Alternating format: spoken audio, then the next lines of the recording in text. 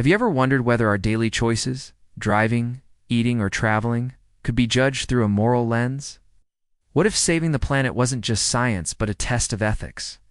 Would Bentham's utilitarianism demand action? Jeremy Bentham lived in the late 18th and early 19th century, a time when industrial smoke first began clouding Europe's skies. He didn't know climate change, but he deeply cared about reducing human suffering and maximizing happiness for all. Bentham's most famous idea was the principle of utility, often summed up as the greatest happiness for the greatest number.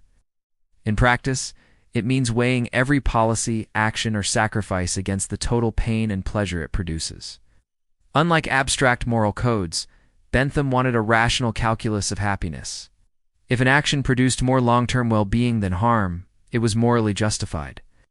He believed governments should legislate not by tradition, but by measurable consequences. For Bentham, morality wasn't about intention, but about outcomes. A well-meaning action that causes harm is bad, while an unpopular policy that secures health and safety for millions could be considered morally right. This outcome focus fits climate debates perfectly. Today, applying Bentham means asking, does a climate policy cause more happiness than pain when measured across all people, including future generations? If yes, utilitarianism would demand it. If not, we must rethink whether short-term comforts are worth the cost. Consider carbon taxes, where governments raise the price of fossil fuels to discourage use. At first glance, this looks painful. Gas and electricity cost more. Some industries struggle, and families feel financial pressure. It appears unpopular immediately. But Bentham would insist on the longer calculation. The short-term pain for drivers or coal producers is outweighed by the enormous future pleasure. Reduced global warming, fewer deadly storms, lower healthcare costs, and improved safety for billions worldwide. Carbon taxes also redistribute costs. Instead of society paying billions to repair flood damages or rebuild cities, polluters shoulder the burden up front.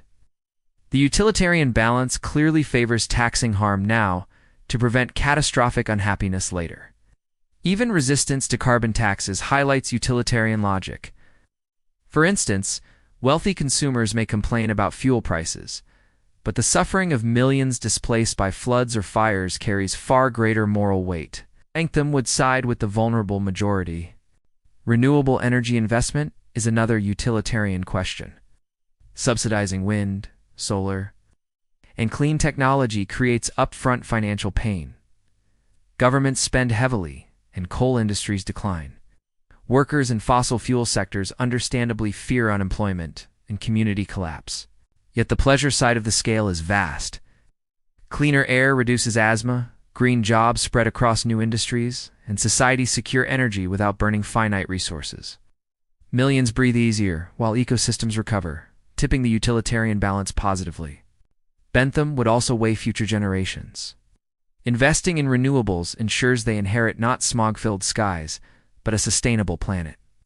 Though coal towns may suffer now, the long-term happiness of billions outweighs localized losses, making renewables a rational moral choice. Even the job loss argument shifts under utilitarianism. Governments can redirect subsidies toward retraining, moving coal workers into clean industries. By reducing pain while expanding pleasure, the utilitarian calculation improves further, strengthening the case for renewable energy support. Climate adaptation measures reveal another Benthamite dilemma.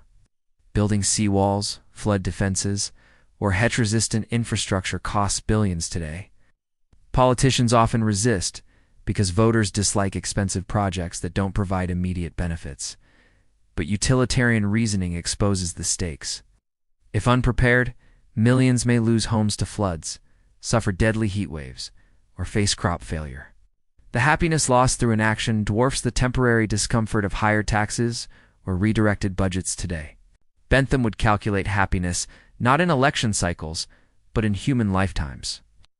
An expensive seawall may feel like wasted money now, but decades later, it prevents devastation for thousands. The pleasure of survival and security outweighs temporary financial pain. Even healthcare adapts under this lens. Expanding hospitals for climate-related illnesses, heat stroke, respiratory disease, vector-borne infections seems costly. Yet preventing mass suffering preserves not only life, but productivity. joy, and dignity, maximizing happiness in utilitarian terms. International agreements like the Paris Accord embody Bentham's vision of collective happiness. Nations commit to cutting emissions even though it slows short-term economic growth. The pain is unevenly shared, with some industries and countries bearing heavier sacrifices, yet the utilitarian calculation is clear. Without cooperation, billions risk displacement, famine, and war over scarce resources. The global pleasure of stability, security, and survival far outweighs the temporary discomfort of reduced industrial growth. Bentham would reject nationalist excuses. Single country benefiting while others suffer violates his principle. For him, the community wasn't limited by borders. Every person's pain or pleasure counts equally in the moral ledger. Agreements also reduce uncertainty. Markets, innovators, and communities plan better when nations cooperate. This stability lowers anxiety, increases confidence, and creates long-term happiness. Utilitarianism views such collective assurance as a critical moral gain, not just a political one. Everyday lifestyle choices also reveal utilitarian ethics. Consider diet, shifting from meat-heavy meals to plant-based ones. For individuals, this means giving up familiar tastes, traditions, and convenience. A small but real form of pain in daily life.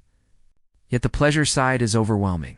Plant-based diets reduce methane emissions, spare billions of animals from suffering, and improve personal health outcomes.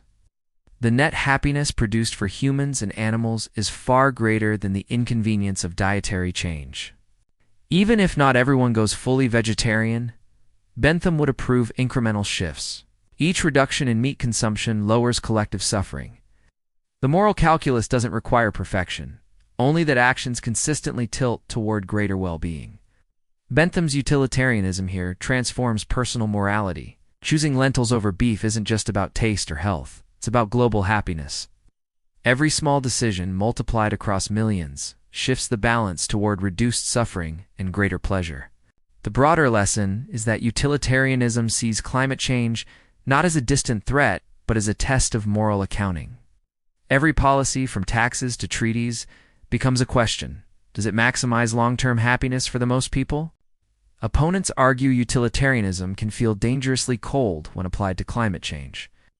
By reducing morality to numbers, it risks overlooking fairness and justice, treating people as statistics. This means smaller communities or vulnerable groups could be sacrificed if the majority benefits on paper. Utilitarianism also reminds us of responsibility to the future. People not yet born cannot vote, lobby, or protest, but their happiness counts equally in the calculation. Demanding we sacrifice short-term ease to prevent long-term suffering across generations. So, would Bentham's utilitarianism save the planet? It's perhaps not alone, but it forces us to face uncomfortable trade-offs with honesty. The lesson is simple. The path that maximizes collective well-being is the moral path, and on climate delay is cruelty. If you enjoyed exploring how philosophy connects to real-world issues like climate change, please hit like and subscribe for more. Each week, we break down big thinkers, from Bentham to Weber, and uncover lessons that still shape our future today.